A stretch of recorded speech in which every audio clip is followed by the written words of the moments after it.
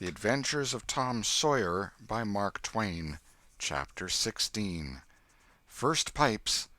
I've Lost My Knife. After dinner, all the gang turned out to hunt for turtle eggs on the bar. They went about poking sticks into the sand, and when they found a soft place, they went down on their knees and dug with their hands. Sometimes they would take 50 or 60 eggs out of one hole. They were perfectly round, white things, a trifle smaller than an English walnut. They had a famous fried egg feast that night, and another on Friday morning. After breakfast they went whooping and prancing out on the bar, and chased each other round and round, shedding clothes as they went, until they were naked, and then continued the frolic far away up the shoal water of the bar, against the stiff current, which latter tripped their legs from under them from time to time, and greatly increased the fun. And now and then they stooped in a group and splashed water in each other's faces with their palms, gradually approaching each other with averted faces to avoid the strangling sprays, and finally gripping and struggling till the best man ducked his neighbor, and then they all went under in a tangle of white legs and arms, and came up blowing, sputtering, laughing, and gasping for breath at one and the same time. When they were well exhausted, they would run out and sprawl on the dry, hot sand, and lie there and cover themselves up with it, and by break from the water again and go through the original performance once more.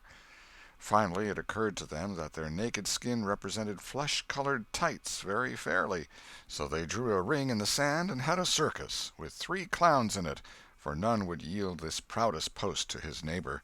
Next they got their marbles and played knucks and ring-taw and keeps, till that amusement grew stale. Then Joe and Huck had another swim, but Tom would not venture, because he found that in kicking off his trousers he had kicked his string of rattlesnake rattles off his ankle, and he wondered how he had escaped cramp so long without the protection of this mysterious charm. He did not venture again until he had found it, and by that time the other boys were tired and ready to rest. They gradually wandered apart, dropped into the dumps, and fell to gazing longingly across the wide river to where the village lay drowsing in the sun. Tom found himself writing Becky in the sand with his big toe.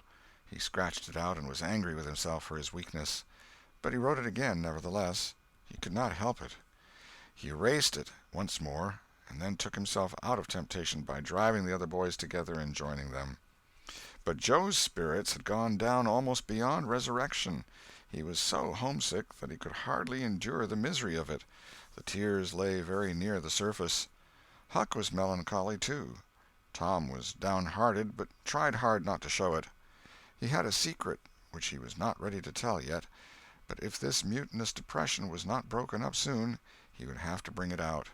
He said, with a great show of cheerfulness, "I bet there's been pirates on this island before, boys. We'll explore it again. They've hid treasures here somewhere.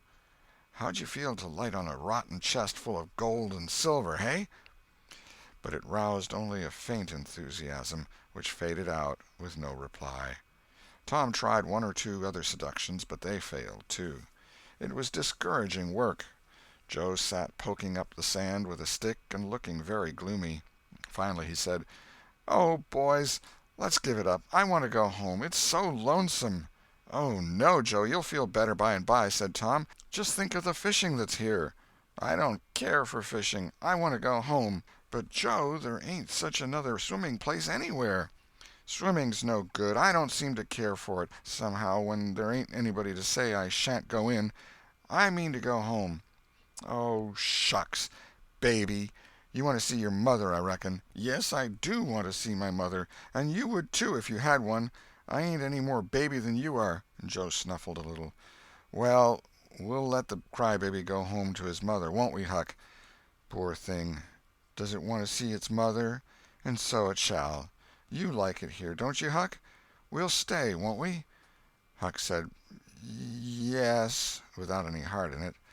"I'll never speak to you again as long as I live," said Joe, rising.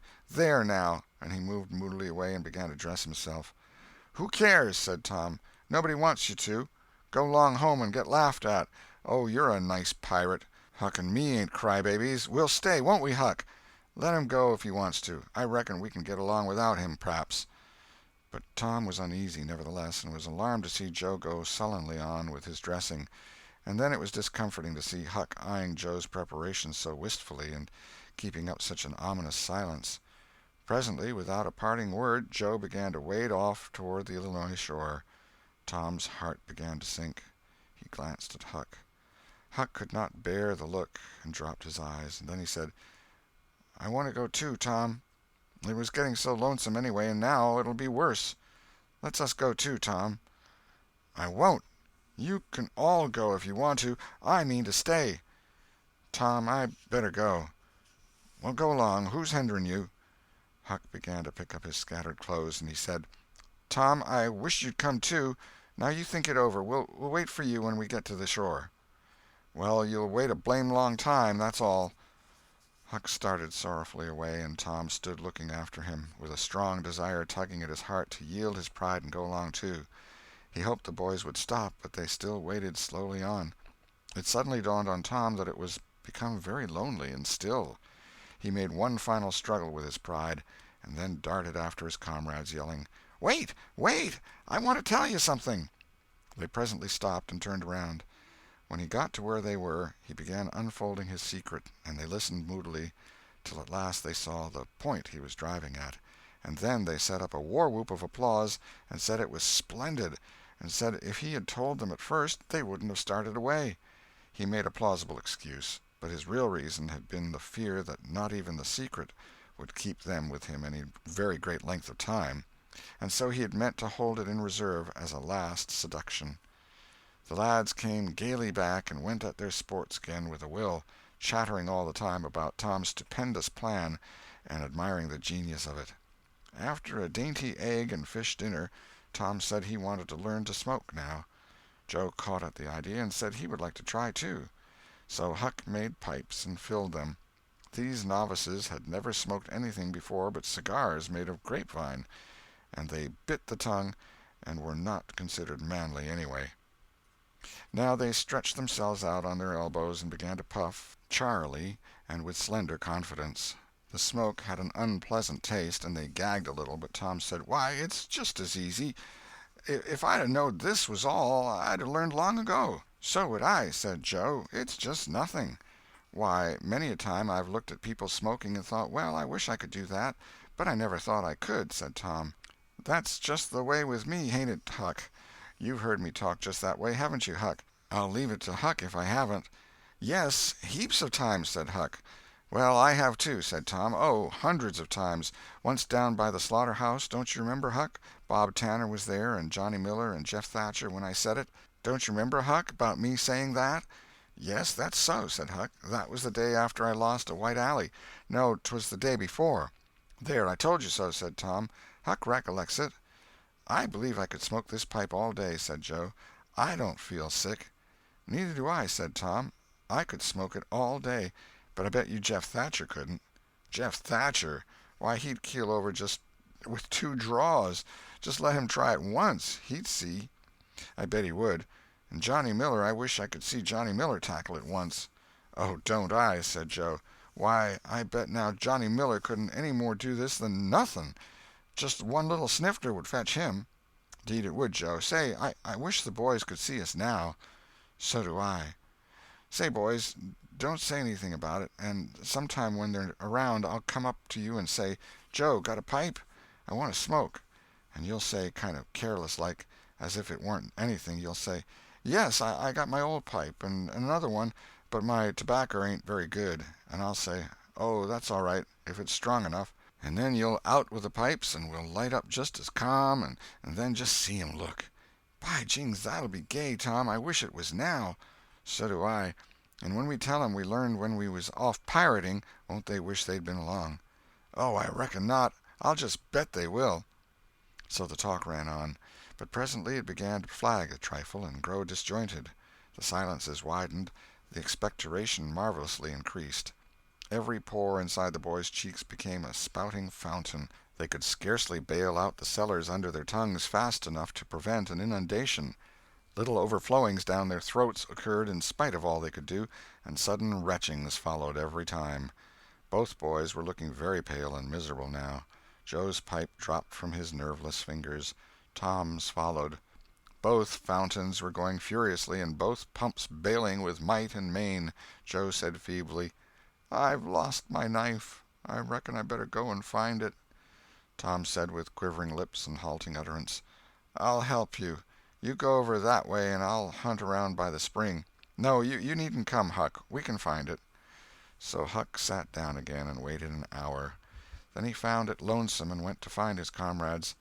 They were wide apart in the woods, both very pale, both fast asleep. But something informed him that if they had had any trouble they'd got rid of it. They were not talkative at supper that night. They had a humble look, and when Huck prepared his pipe after the meal and was going to prepare theirs, they said no, they were not feeling very well. Something they ate at dinner had disagreed with them. About midnight Joe awoke and called the boys. There was a brooding oppressiveness in the air that seemed to bode something. The boys huddled themselves together and sought the friendly companionship of the fire, though the dull, dead heat of the breathless atmosphere was stifling. They sat still, intent and waiting. The solemn hush continued. Beyond the light of the fire everything was swallowed up in the blackness of darkness. Presently there came a quivering glow that vaguely revealed the foliage for a moment and then vanished. By and by another came, a little stronger, then another. Then a faint moan came sighing through the branches of the forest, and the boys felt a fleeting breath upon their cheeks, and shuddered with the fancy that the spirit of the night had gone by. There was a pause. Now a weird flash turned night into day, and showed every little grass-blade, separate and distinct, and grew about their feet. And it showed 3 white startled faces, too. A deep peal of thunder went rolling and tumbling down the heavens, and lost itself in sullen rumblings in the distance. A sweep of chilly air passed by, rustling all the leaves and snowing the flaky ashes broadcast about the fire. Another fierce glare lit up the forest, and an instant crash followed that seemed to rend the tree-tops right over the boys' heads. They clung together in terror in the thick gloom that followed. A few big raindrops fell pattering upon the leaves. "Quick, boys, go for the tent!" exclaimed Tom. They sprang away, stumbling over the roots and among vines in the dark, no two plunging in the same direction. A furious blast roared through the trees, making everything sing as it went. One blinding flash after another, and the peal on peal of deafening thunder. And now a drenching rain poured down, and the rising hurricane drove it in sheets along the ground. The boys cried out to each other, but the roaring wind and the booming thunder blasts drowned their voices utterly. However, one by one they straggled in at last and took shelter under the tent, cold, scared, and streaming with water. But to have company in misery seemed something to be grateful for. They could not talk, the old sail flapped so furiously, even if the other noises would have allowed them. The tempest rose higher and higher, and presently the sail tore loose from its fastenings and went winging away on the blast. The boys seized each other's hands and fled, with many tumblings and bruises, to the shelter of a great oak tree that stood upon the river bank. Now the battle was at its highest. Under the ceaseless conflagration of lightning that flamed in the skies, everything below stood out in clean-cut and shadowless distinction. The bending trees, the billowy river, white with foam, the driving spray of spume flakes, the dim outlines of the high bluffs on the other side, glimpsed through the drifting cloud-rack and the slanting veil of rain. Every little while some giant tree yielded the fight and fell crashing through the younger growth, and the unflagging thunder-peals came now in ear-splitting explosive bursts, keen and sharp and unspeakably appalling.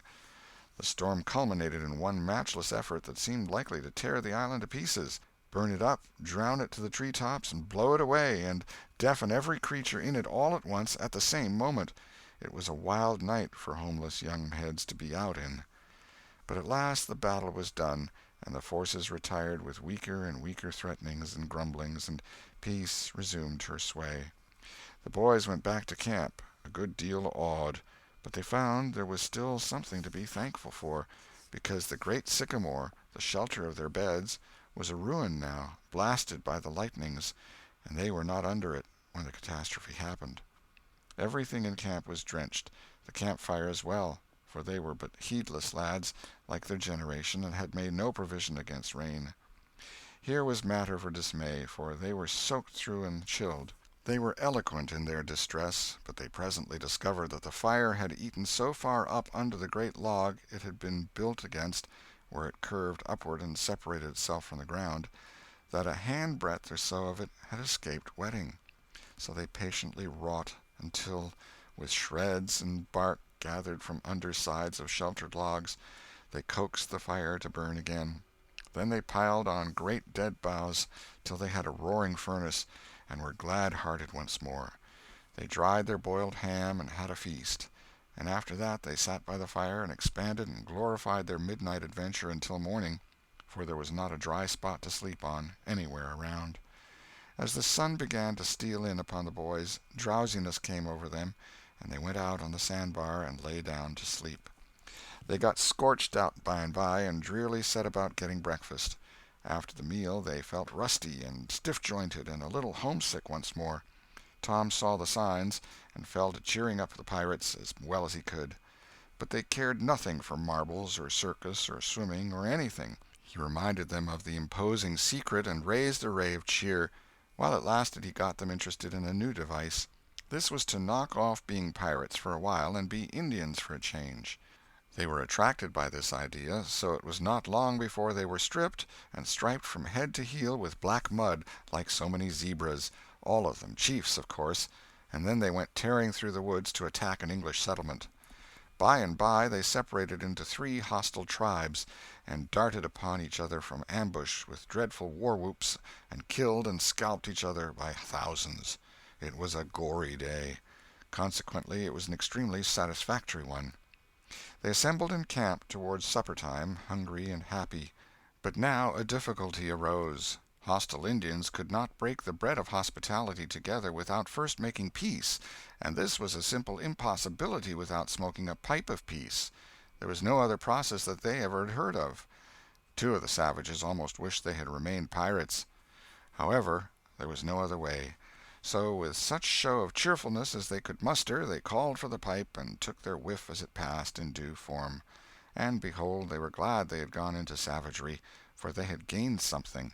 They found that they could now smoke a little without having to go and hunt for a lost knife. They did not get sick enough to be seriously uncomfortable. They were not likely to fool away this high promise for lack of effort. No, they practiced cautiously, after supper, with right fair success, and so they spent a jubilant evening. They were prouder and happier in their new acquirement than they would have been in the scalping and skinning of the 6 nations. We will leave them to smoke and chatter and brag, since we have no further use for them at present. End of Chapter 16. Chapter 17. Pirates at Their Own Funeral. But there was no hilarity in the little town that same tranquil Saturday afternoon. The Harpers and Aunt Polly's family were being put into mourning, with great grief and many tears. An unusual quiet possessed the village, although it was ordinarily quiet enough in all conscience. The villagers conducted their concerns with an absent mind, and talked little, but they sighed often. The Saturday holiday seemed a burden to the children. They had no heart in their sports, and gradually gave them up. In the afternoon Becky Thatcher found herself moping about the deserted schoolhouse yard, and feeling very melancholy, but she found nothing there to comfort her. She soliloquized, "Oh, if I only had a brass andiron knob again! But I haven't got anything now to remember him by," and she choked back a little sob. Presently she stopped and said to herself, "It was right here. Oh, if it was to do over again, I wouldn't say that. I wouldn't say it for the whole world. But he's gone now. I'll never, never, never see him any more."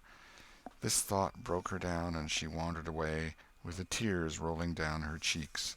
Then quite a group of boys and girls, playmates of Tom's and Joe's, came by, and stood looking over the paling fence, and talking in reverent tones of how Tom did so-and-so the last time they saw him, and how Joe said this and that small trifle, pregnant with awful prophecy, as they could easily see now, and each speaker pointed out the exact spot where the lost lad stood at the time, and then added something like, "And I was a-standing just so, just as I am now, and as if you was him, I was as close as that, and he smiled just this way, and then something seemed to go all over me, like awful, you know, and I never thought what it meant." Of course but I can see now." Then there was a dispute about who saw the dead boys last in life, and many claimed that dismal distinction, and offered evidences, more or less tampered with by the witness. And when it was ultimately decided who did see the departed last, and exchanged the last words with them, the lucky parties took upon themselves a sort of sacred importance, and were gaped at and envied by all the rest. One poor chap, who had no other grandeur to offer, said, with tolerably manifest pride in the remembrance, "Well, Tom Sawyer he licked me once." But that bid for glory was a failure. Most of the boys could say that, and so that cheapened the distinction too much. The group loitered away, still recalling memories of the lost heroes in awed voices. When the Sunday school hour was finished the next morning, the bell began to toll instead of ringing in the usual way. It was a very still Sabbath, and the mournful sound seemed in keeping with the musing hush that lay upon nature. The villagers began to gather, loitering a moment in the vestibule to converse in whispers about the sad event. But there was no whispering in the house, only the funereal rustling of dresses as the women gathered to their seats disturbed the silence there. None could remember when the little church had been so full before. There was finally a waiting pause, an expectant dumbness, and then Aunt Polly entered, followed by Sid and Mary, and they by the Harper family, all in deep black, and the whole congregation, the old minister as well, rose reverently and stood until the mourners were seated in the front pew. There was another communing silence, broken at intervals by muffled sobs, and then the minister spread his hands abroad and prayed. A moving hymn was sung, and the text followed, "I am the resurrection and the life." As the service proceeded, the clergyman drew such pictures of the graces, the winning ways, and the rare promise of the lost lads, that every soul there, thinking he recognized these pictures, felt a pang in remembering that he had persistently blinded himself to them always before, and had as persistently seen only faults and flaws in the poor boys. The minister related many a touching incident in the lives of the departed, too, which illustrated their sweet, generous natures, and the people could easily see now how noble and beautiful those episodes were, and remembered with grief that at the time they occurred they had seemed rank rascalities, well deserving of the cowhide. The congregation became more and more moved as the pathetic tale went on, till at last the whole company broke down and joined the weeping mourners in a chorus of anguished sobs, the preacher himself giving way to his feelings and crying in the pulpit. There was a rustle in the gallery which nobody noticed. A moment later the church door creaked. The minister raised his streaming eyes above his handkerchief and stood transfixed. First one, and another pair of eyes followed the minister's, and then almost with one impulse the congregation rose and stared while the three dead boys came marching up the aisle, Tom in the lead, Joe next, and Huck, a ruin of drooping rags, sneaking sheepishly in the rear. They had been hid in the unused gallery, listening to their own funeral sermon.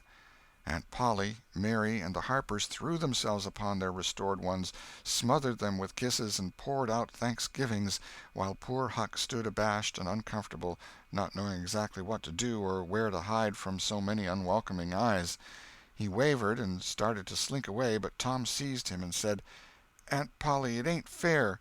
Somebody's got to be glad to see Huck." "And so they shall. I'm glad to see him, poor motherless thing."